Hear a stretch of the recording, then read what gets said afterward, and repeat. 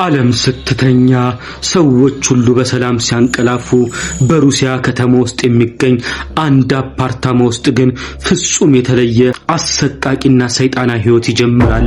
በየዕለቱ ማታ ማታ ቴሌቪዥን ይከፈታል፣ ሻማዎች ይበራሉ፣ የልደት ኬክም ይቀርባል። ነገር ግን በዚያ ጠረጴዛ ዙሪያ ተቀምጠው የሚጠብቁ እንግዶች ህያዋን ሰዎች አይደሉም።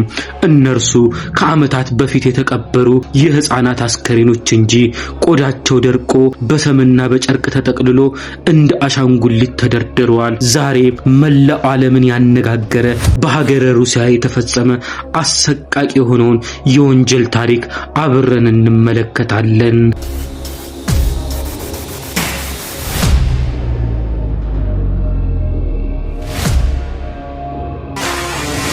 ታሪካችን የሚጀምረው እንደ አውሮፓውያን አቆጣጠር በ2010 መጀመሪያ በሩሲያ ኒቭኒ ኖቭጎሮድ ከተማ ውስጥ ነው።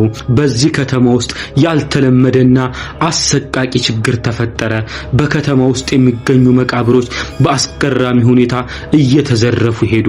የፖሊስ መኮንኖች መቃብሮቹን ሲከፍቱ ያዩት ነገር እጅግ ልብን የሚያስደነግጥ ነበር። የሬሳ ሳጥኖች ተከፍተው በውስጡ ከ3 ዓመት እስከ 13 ዓመትንም ያላቸው ሴት አስከሬኖች ብቻ ከምድር ስር ተጠራርገው ጠፍቷል። ከተማዋ በድንጋጤ ተዋጠች።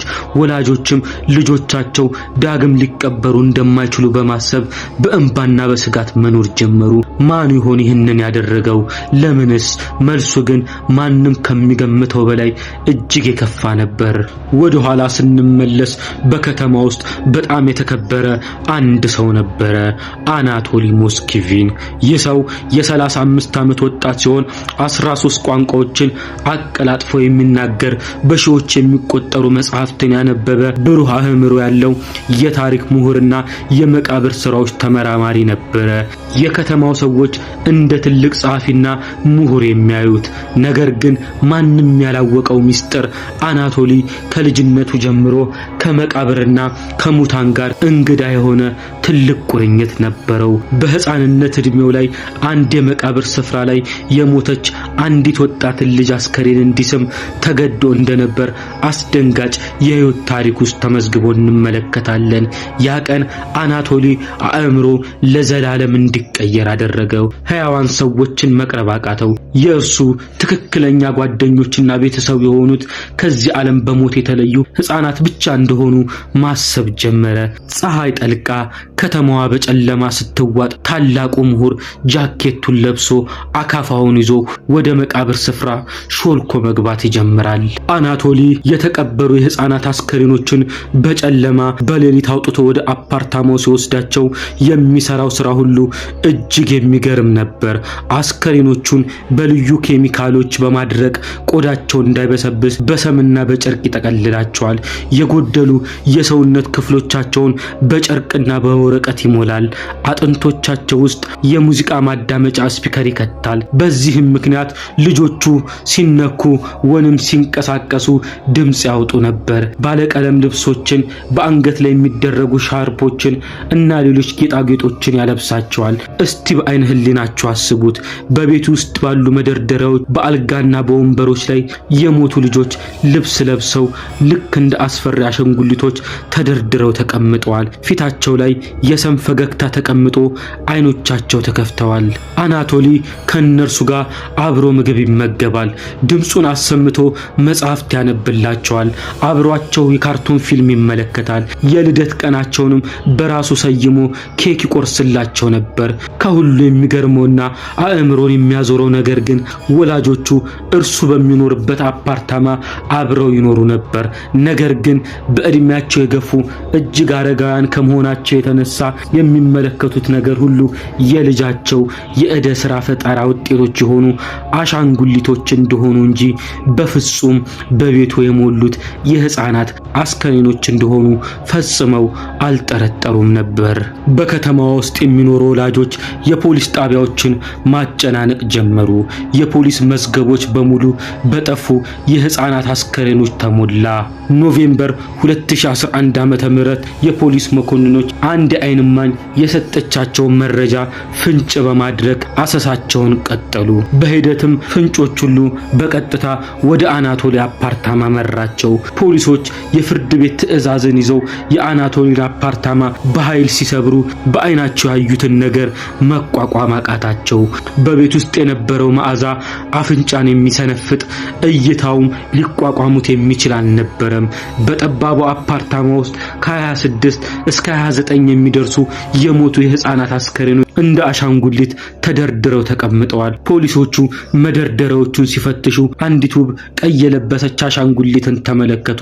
ነገር ግን እጇን ሲነኩት የፕላስቲክ ሳይሆን የደረቀ የሰው ቆዳ መሆኑን ሲረዱ በድንጋጤ ወደ ኋላ ፈገፈጉ። በቤት ውስጥ የነበሩት እያንዳንዱ አሻንጉሊቶች በእርግጥም ሕያዋን የነበሩ በለጋ ዕድሜያቸው የተቀበሩ በግፍ ከመቃብር የወጡ የሰዎች አስከሬን ነበሩ። ፖሊሶቹ አናቶሊን ይዘው ሲጠይቁት የሰጠው መልስ ግን ፍጹም ግራ የሚያጋባና የሚያስፈራ ነበር። አንዳችም የጸጸት ስሜት ሳይሰማው እኔ ልጆቹን አልጎዳኋቸውም፣ ይልቁንስ ወላጆቻቸው በመቃብር ውስጥ ጥለዋቸው ሄደዋል። ቀዝቃዛ ጨለማና ብቸኛ እንዳይሆኑ ነው ያወጣኋቸው። እነርሱ ለኔ እንደ ልጆች የነበሩ በማለት ያለምንም ፍርሃት ተናገረ። በምርመራው ወቅት ሰውየው ከባድ የአእምሮ ህመም እንዳለበት ተረጋገጠ። ፍርድ ቤቱም ማስረጃዎቹን መርምሮ አናቶሊ ድርጊቱን የፈጸመው በአእምሮ ህመም ምክንያት ውስጥ ራሱን መቆጣጠር በማይችልበት ሁኔታ ውስጥ ሆኖ በመሆኑ ወደ መደበኛ እስር ቤት ከመላክ ይልቅ ወደ ግዴታ የአእምሮ ሕክምና ማዕከል እንዲገባ ወሰነበት። ዛሬም ድረስ አናቶሊ ሞስኪቪን በሕክምና ላይ ይገኛል። ነገር ግን አሁንም ቢሆን መቼም ቢሆን ከእስር ቢለቀቅ እነዛ ልጆቹን እንደገና ማንሳቱን እንደሚቀጥል ይናገራል። በቅርቡ በሰጠው ቃለ መጠይቅ ላይ አናቶሊ የተናገረው ቃል የሰውን አእምሮ የሚረብሽና እጅግ አስደንጋጭ ነበር። ዶክተሮቹና የህግ ባለሙያዎች ከሕክምና ተለቀ ወደ ማህበረሰቡ ብትቀላቀል ምን ታደርጋለህ ብለው ሲጠይቁት ያለምንም አንዳች ጸጸት ፍጹም ቀዝቃዛ በሆነ ድምጽ እንዲህ ሲል መለሰላቸው። እኔ ከእስር ወይንም ከሕክምና ከወጣው ያለምንም ጥርጥር ወደ ቀድሞ ስራ ይመለሳለሁ። እነዚያ ልጆችን እንደገና ከጨለማ መቃብር አውጥቼ ወደ ቤቴ መልሳቸዋለሁ። ምክንያቱም እነሱ አሁንም የኔ ልጆች ናቸው። ከሁሉ በላይ ደግሞ አስፈሪና ልብ አንጠልጣዩ ነገር የልጆቹ አስከሬን ተቆፍሮ የተወሰደባቸው የወላጆች ስጋት ነበር። አናቶሊ በምርመራ ወቅት እንደተናገረው ጠቁመው ያስያዙትን የህፃናቱን ወላጆች እናንተ ልጆቼን ከኔ ነጠቃችሁኝ፣ ነገር ግን ከሕክምና በወጣ ለዚህ ሁሉ መከራዬ ዋጋ ትከፍላላችሁ፣ እበቀላችኋለሁ እያለ ክፍት የክስና የቂም ቃላትን አስተላለፈ።